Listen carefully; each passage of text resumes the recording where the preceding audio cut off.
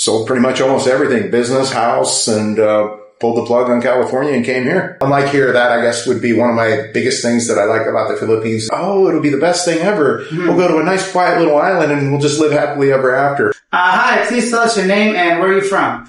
Mark and I am from Los Angeles, California. Technically from Ventura County, Thousand Oaks. Raised in Santa Barbara, California. So, yeah, good life so far. All right. What brings you down here to the Philippines? Looking for a change. Things were getting a little bit wacky back home. So it was, time to either move out of the state of California or move to another country. And, well, my wife was from here. So been coming here for about the last 6 or 7 years and it seemed like it was a good fit. So we decided to go ahead and go for it and sold pretty much almost everything, business, house, and, pulled the plug on California and came here. Wow, so you've been here for 6 or 7 years now, or when did you first come here? No. That's when I started just coming here to visit, vacation, met my wife along the way, and then ended up getting married, and then worked on getting her, access to the U.S. Took about 2 years. The whole thing kind of hit the middle of the pandemic, and we ended up getting her a green card during the pandemic. She ended up coming back and living in Southern California with me for a couple of years before returning to the Philippines. We made a plan and an exit plan.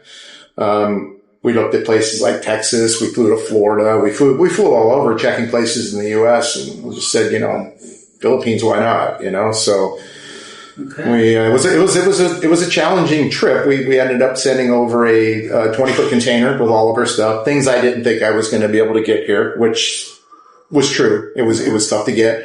Brought our 2 dogs. Okay. All the way from LA. Yep. And, so we decided at that time we were going to fly on Philippine Airlines because it was the only direct flight. I didn't want my dogs to be in like a layover somewhere in either China or, Korea or something like that. So we flew directly in, paid, we bid on business class. We got lucky. We got it. So the trip over here for the most part was pretty smooth. But honestly, out of everything, the dogs was the most challenging thing to get over here. Yeah. Just because you have to do paperwork on the U.S. side. Yeah. And you also have to do paperwork here on the Philippine side. And everything's done online. The U.S. stuff wasn't too hard to do, but the platform on the Philippine side was difficult. I had to look at YouTube like over and over and over again. It wasn't like intuitive. It wasn't very straightforward. I looked into it myself, bringing my dog over to Thailand a few years ago, and it was too difficult. The good thing is that they didn't have to be in quarantine, which wouldn't make a whole lot of sense. I mean, there's bazillion street dogs everywhere here, right? So if anything, your dog would catch something. My dogs are very well taken care of, in comparison. So yeah, we finally got everything here. We originally brought everything into Manila, the basic stuffs, and then we had everything shipped to Coron in the Palawan. That was where we were going to originally settle down. We bought a piece of property. We were going to do a resort there. Mm-hmm. And after being there for almost a year, finding out that the tax deck on a piece of property in the Palawan is it's not impossible, but it's a very lengthy, very expensive process to be able to get a permit to build a house or a small resort is what we wanted to do. Yeah. And I just I didn't know that going into it. I guess tax decks in different parts of the Philippines is much easier. You can, almost instantly get a building permit, but there it's considered timberland, even though there wasn't a single tree on my property. Yeah. So we just finally just said, you know what? This is going to cost way too much and logistical getting stuff. You have to bring everything in from Manila there. Wow. So everything is a third to, I'd say 50% more than you would be able to get anywhere else in the Philippines because logistically it's very tough there. Okay. It's limited. There wasn't even a 7-Eleven. So all the things that we're used to in the West, such as, like a Trader Joe's or, a Costco or these kind of things, there was nothing. So that was rough coming from the West and trying to think, it'll be the best thing ever. Mm-hmm. We'll go to a nice quiet little island and we'll just live happily ever after. What are some things that you like about the Philippines living here as an expat? Well, I mean, I like the fact that I like to travel. So when I want to travel somewhere, being here in Iloilo or in an international airport, I can go to a lot of the other, Southeast Asia countries quickly and fairly inexpensively. My wife and I, since we've been here, the only real country, when we traveled, we went to Bali. That was a lot of fun. It was different. Culturally, my wife, it gets woken up every time I take her somewhere else. Of course, I took her to the U.S. first. So that was a real slap. It's like, whoa, wait a second. The world is different out here. And then Bali, that was really cool too. We enjoyed it. Not a place I'd want to live, but it definitely, architecture, the way they build homes there. I love the Balinesian style homes. I absolutely love it. The no back door that opens up into your kitchen and living room is the coolest thing ever. With monkeys swinging out there. Gates too, right? You go into a gate, then the home actually opens up into exactly. the yard. You a koi pond, and it's just this really cool, the doors are just, I would love to be able to do something like that here in my house. When I do build my house, put one of those kind of doors in that you basically have a wall around it. You open it up. You think you're going into a house, but you're actually going into this really cool, like, courtyard that's really, a lot of vegetation and stuff like that. And then one country I've always wanted to go to since the 80s, because in the 80s it was the country was Japan. Yeah. Oh my God. For Tokyo to have, I don't know what, 9 million people, they don't have traffic. How do they do? They do it because of the system they have set up there. It's so efficient. Yeah, I see documentaries on that. It's insane. Their train system is just boom, boom, every 3 minutes. If you miss a train, no big deal. Yeah. I mean, the bullet train, we did that. It was a really cool country. Yeah. The only thing about that, again, trying to live somewhere like that is it's really a language barrier. Mm-hmm. Unlike here, that I guess would be one of my biggest things that I like about the Philippines is the language barrier here. There really isn't any. Every so often, somebody doesn't understand completely, but for the most part, you can get around real good here. You don't have to be, on your Google Translator or anything like that.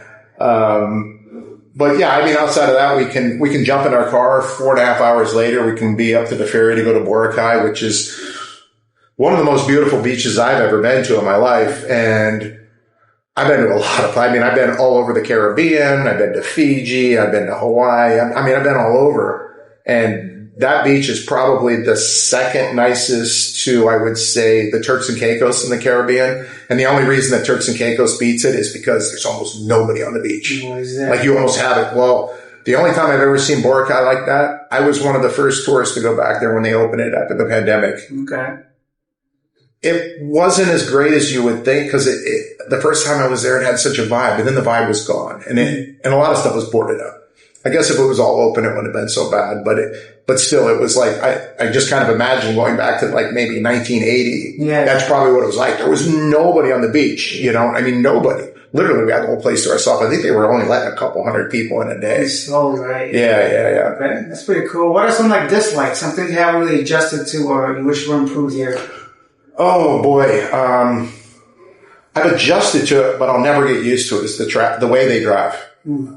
I always say, are they airplane pilots here? And they'd be like, what do you mean? I go, everybody drives up the middle stripe. Yeah. That's how an airplane flies, right? Yes. There's 3 lanes. You're taking 2. Make up your mind which one you want to go in, right? Those kind of things kind of drive me crazy, as far as, the way they drive. But I can drive in it. Hell, I've driven LA my whole damn life. So, yeah. That was rough, but there's rules and people follow rules here. There are no rules here. They'll come up the wrong way. And it's like, I had some guys pulling some stuff out. They were parked in a slow lane in traffic with no cones, nothing. And I came around the corner. I almost hit this big thing that they were pulling out of the truck because they had no traffic control whatsoever. And I came from the traffic logistics company. That's what we did. We did the striping and the signage and traffic control. And just to come to that, and I was a little bit irritated because they should have, I always do a safety analysis of my area whenever I worked, and how can I set it up to make it not only safe for us as the workers, but also safe for the drivers. Yeah. And there's none of that. There's no thought about it. It's it's so dangerous. Mm-hmm. It's dangerous to them. It's dangerous to the people around them. I would love to be able to find somebody in City Hall and sit down with them and explain to them my experience in this and try to help them out in the way traffic logistics could make their city better. Because this is my city too, so I really want it to be better. I really, really do. I don't want to see this complete chaos and the possibilities of somebody getting injured or killed out there. I want to try to avoid that. I've got all kinds of ideas and stuff, but, you know, I guess talking to the right person and implementing is probably the more difficult thing. It's easy. It's, you know, it's easy to see it, but it's harder to implement it. And I think that's anywhere. I don't think that's just here.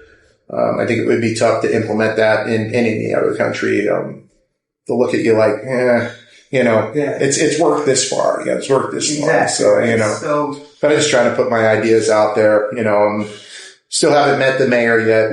I think he's on medical right now, so I'm sure we'll meet sometime and we'll have discussions and stuff and, you know, thank him for what he's done with this beautiful city. My God, he's really been instrumental at, a lot of the things that's happened here. So I just noticed the cleanliness of this place compared to a lot of other cities that you have your areas that are, you know, they're a bit rough, but I mean, for the most part, overall, Iloilo's definitely one of the more progressive cities that I've been into, you know. But, you know, it's like any other emerging, you know, nation or emerging considered to be third world coming into a first class country. It takes a while. So it doesn't start everywhere. So, you know, I mean, outside of that, you know, pricing for a lot of things here, housing is much less, than it is in the States, obviously. I mean, we have a really, really, really big house in the nicest development here that we're renting right now that I couldn't rent a room for that in Southern California. And, you know, like my wife gave birth almost 3 months ago. Oh, congratulations. Yeah. And it's like,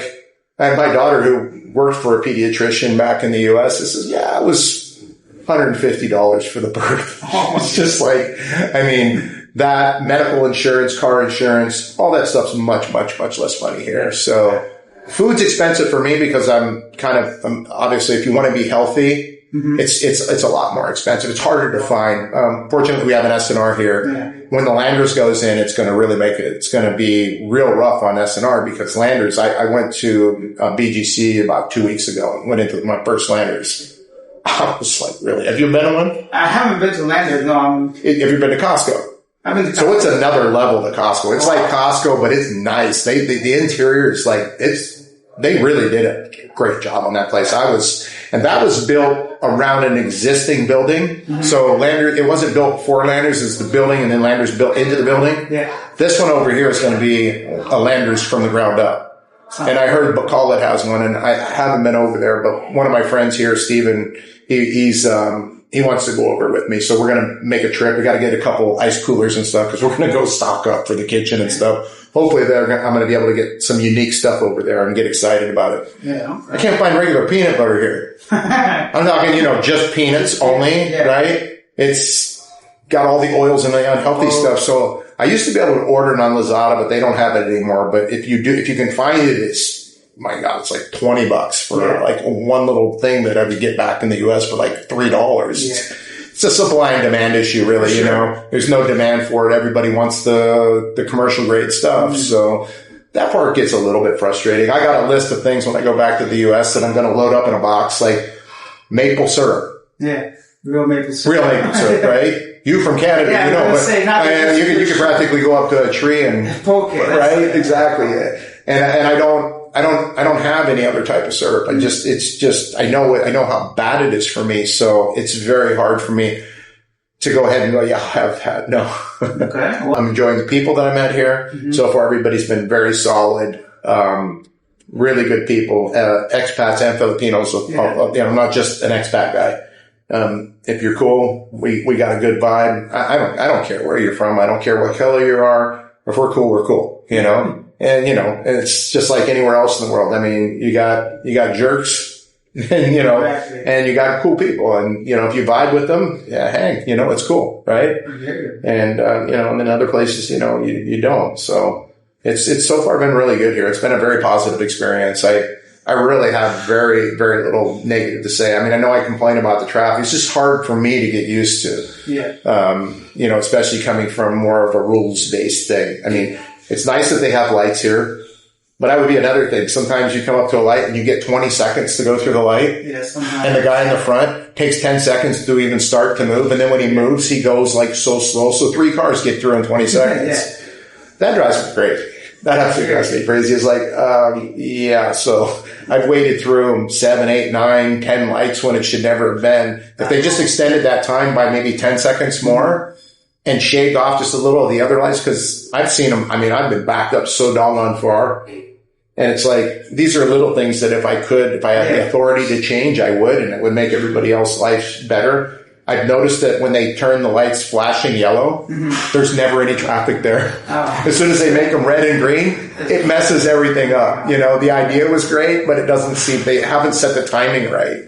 And then when the other thing is you have the traffic enforcers, sometimes they'll forget that they haven't let these guys go for 10 minutes and the traffic's like, people start actually like, even here, they'll just lay on their horns. It's like, dude, wake up. You've been letting those people go for 10 minutes. Our turn now, right? It's like, yeah, I mean, I came here at breakfast time and I got to be, I'm almost late for dinner. Yeah. And I've been sitting in the same place. Yeah, I think traffic's one of those things like, you know, it's annoying for everybody. Because I personally have very little patience, and I was just in Chiang Mai recently, and they had traffic lights for 4.5 minutes. So that's a long time when you consider. Wow! I just sit there like, I've been there once. I remember going up to that one temple. You go up the mountain, and it's got that beautiful view up there. It's got that crazy set of snake steps that goes way to the top. Right? It's real famous.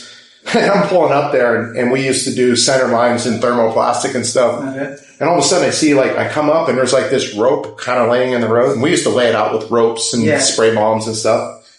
Sure as shit, they're doing thermoplastic. I'm like, I didn't know that. I think exactly. it's called Dorsatep, that temple is up there. Yeah. Anyways, well, thank you so much for your time, man. It was a pleasure meeting you. An amazing story. Awesome, man. Thank you so much for your time. No problem. Good talking to you. Leave your thoughts down below. Let me know, what do you think of Mark's story? Are you brave enough to sell everything and move to a completely new country in Asia? Actually, I have a second interview with him, going deeper into his business at the Gold Gym. This video is over 30 minutes, so I decided to make it in 2 parts. So please go ahead and turn on bell notifications so you don't miss a second video on how to start a successful business in the Philippines, and not just another sorry store, but at a state-of-the-art gym here in Iloilo. So yeah, that's it. If you guys enjoyed it, go ahead and subscribe to the channel, and I can't wait to bring his second part of this video about Gold's Gym in the next episode.